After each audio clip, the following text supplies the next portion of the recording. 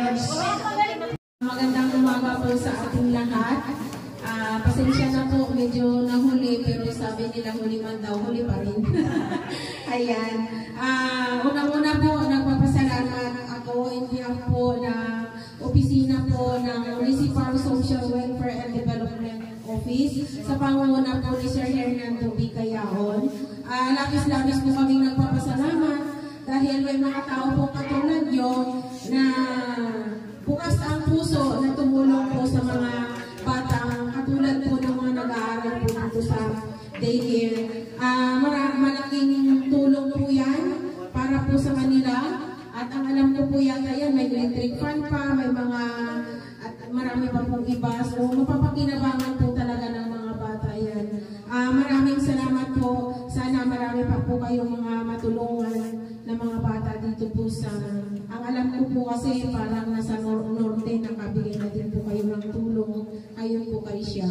At ngayon po dito sa Borlan ay first time po dito mangyari sa San Lorenzo Ruiz Child Development Center. Sana po sa iba pa pong daycare dito po sa Borlan ay magkaroon din po ng ganitong regalo po ninyo sa mga bata. So pagpalain po kayo ng Panginoon. Sana lumawig pa ang inyong samahang ito. At siguro kaya nabuo ito kasi po may purpose ang Panginoon sa inyo. Yun lang po. Maraming pong salamat. Yun nga po. Sabi nga natin sa mga riders, naka-rides ka na, nakatulong ka pa. So, ayun po, in behalf of Palawan Central Peso, so, and PFRC, SRCC, Wagas Riders Club, Philippine Suzuki Riders Club, Stay 14, Tansan Pro. So, we're proudly turn over all the charity items that Wake Up collaborated, donated to this one.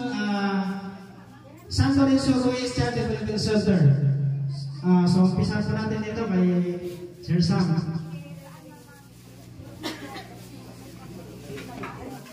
Bakit sabi ni Ma'am normal daw?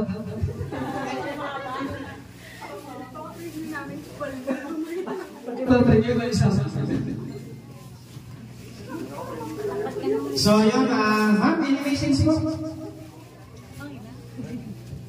Hello po. Ako po si Sharon Harabata, Care Worker po ng San Lorenzo Ruiz Child Development Center. Lubos po ako nagpapasalamat po sa inyong lahat, sa mga group po ng mga riders sa iba't ibang